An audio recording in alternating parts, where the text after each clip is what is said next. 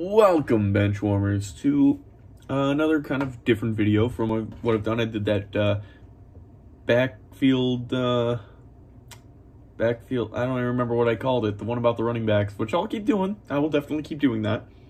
But this video is going to be mostly about the NFL, but also sports are back. They've been back for a couple of days.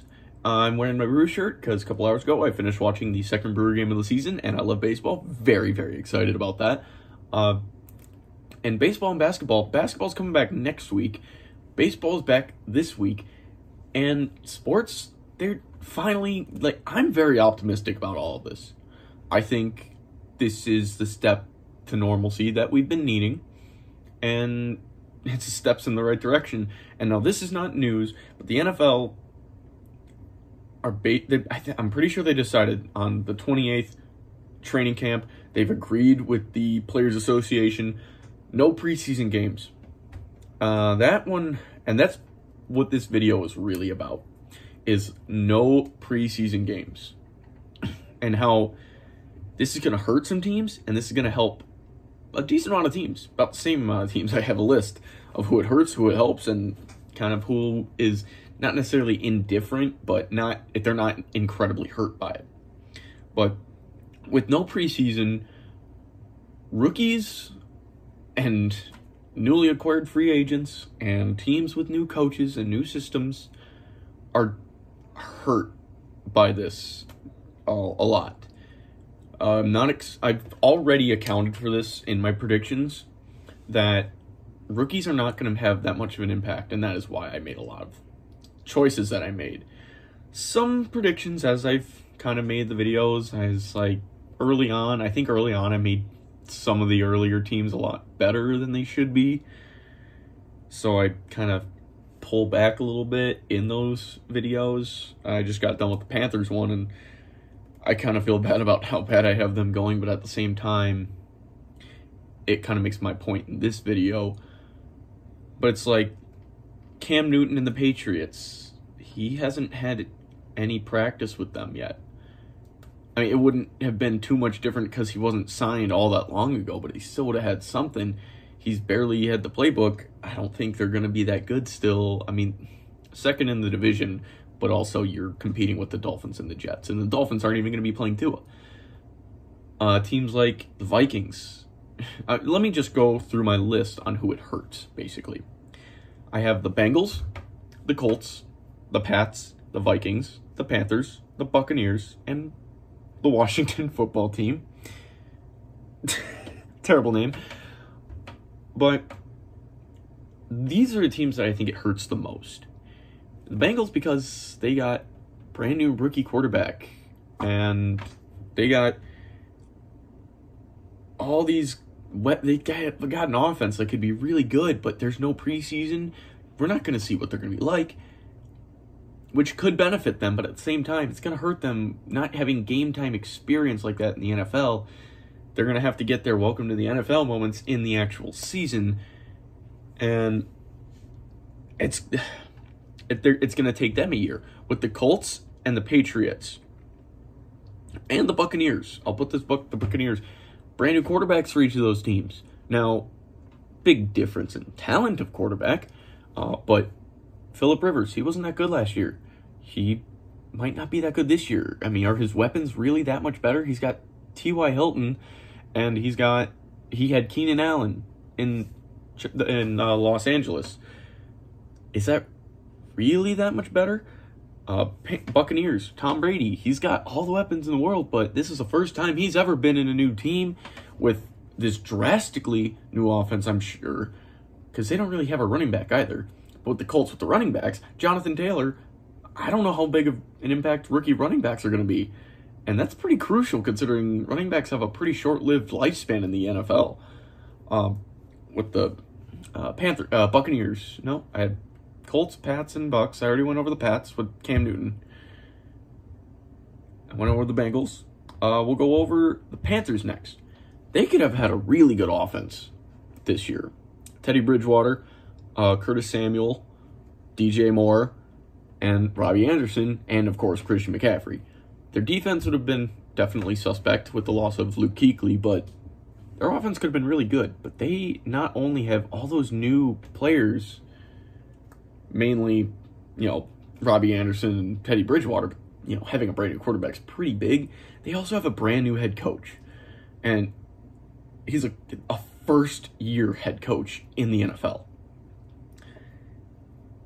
He wasn't even an assistant coach in the NFL. He was a head coach in college, which it would take them a year to kind of get a handle of things anyway, but I still think this offense had the talent to be good enough as is, but without the practice, without only a month of training camp and no preseason, I don't think they're going to be that good just because of that reason. And I go over that in their video. When I release that, you'll see that. And now, the last one I have here is the Washington football team.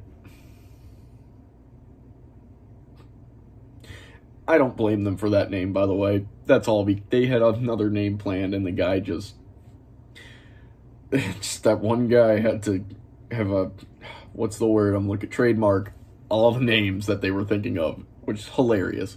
Couldn't happen to a better guy like Dan Schneider. Go screw yourself. But with Washington, they got a new head coach.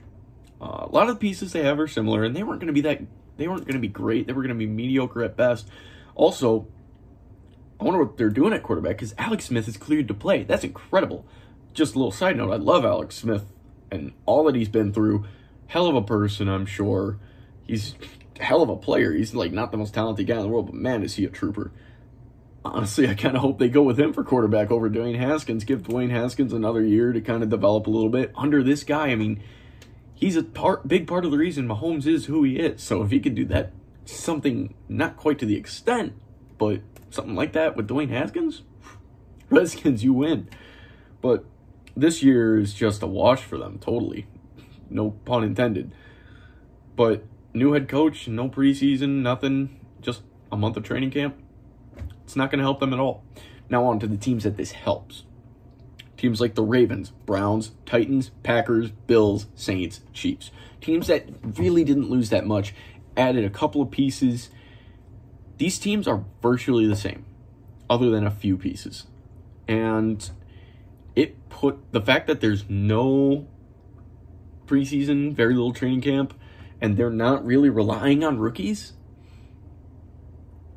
I just realized I kind of skipped over the Vikings.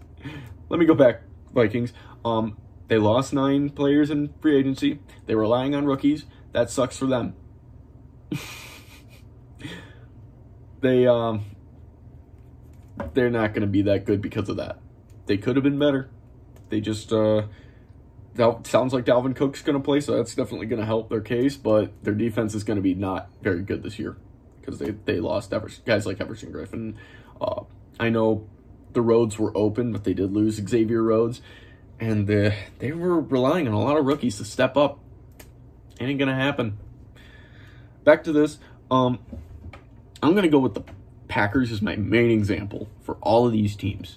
I mean, the Chiefs, did they even lose anybody? Somehow they were able to pay everybody? I don't understand that, and it pisses me off. But with the Packers, they lost, I believe, just 4 guys. And this is without anybody being cut. Geronimo Allison, Brian Bulaga, Blake Martinez, and Kyler Fackrell. 2 of those guys, Kyler Fackrell was barely playing anyway, but behind the Smiths. Geronimo Allison had a lot of fumbling problems as a wide receiver. So, I like the guy, not going to miss him too much. Blake Martinez, really good at tackling. Team's best tackler, 20 yards down the field. I still really liked him a lot more than a lot of other Packer fans, but oh well. Then there's Brian Bulaga's biggest loss. When healthy, he's one of the best offensive linemen, offensive tackles in the league. But he also did have a problem staying healthy a lot. Whew, almost 10 minutes on this video. It's going to be a longer one. Sorry. But they replaced only 2 of them, really. Well, they also got Devin Funches and Ricky Wagner and Christian Kirksey. That is just 3 new pieces. And they do have other pieces, like they're undrafted guys from the Canadian League. They got a couple of new pieces, but they're not going to be calling on them right away. They don't have to. And that really, all these other teams are in very similar situations to that. That really helps them out. And it kind of gives them a little bit of an advantage over other teams, even the 49ers, who they lost a couple of pieces and are kind of like their defensive tackle. I can't remember. They traded him to the Colts, and then they got a new guy to replace him. 49ers, they're going to have a receiver problem because they got a bunch of guys that are hurt currently, which is also going to hurt them early in the season. But those are who are hurt, who this hurts the most and who this helps most. Everybody else is kind of not necessarily indifferent to this. Like, they're not going to be perfectly fine because of this. They're not like they're not affected in any way at all. They're going to be affected, but not nearly to the extent of who I listed off. These are guys, the rest of the teams are teams that definitely could have used preseason, like the Bears. Matt Nagy kind of needs a little more practice as a head coach, I think, which is funny because he's in year 3 of it, but they kind of benefit because of how much it hurts like guys like the Vikings. So they're kind of just in the middle a little bit. Now, this would change some of my predictions. All of my videos, I already have my predictions written out. I don't have them all recorded, but I'm not going to go back and change everything. I'm keeping it the way it is, but when the season starts, I'm going to do a week-to-week prediction, and that's going to be different from what my videos are. It's just definitely going to be. But I'm going to be keeping my videos and the current predictions I have the same. But with all this being said, I'm very optimistic about the season starting and finishing. Because I think COVID, like, once it gets cold again, it's going to spike up, flu season, all that.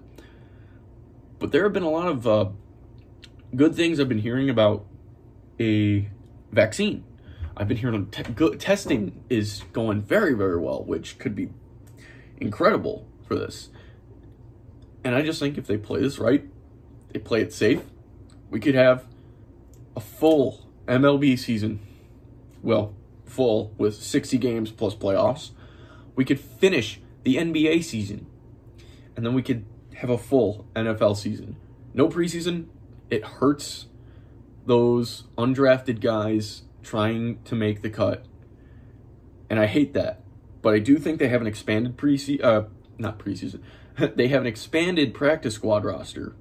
And they're making it easier to transfer guys from practice squad to the regular 53, which is very nice. I was hoping for that, and I really like that. So, it's unfortunate that there's no preseason, but it is a necessary evil. All those guys who are outside looking in, I really hope you get your chance next year when hopefully things are back to normal. But, let me know what you think in the comments below. Sports are finally back.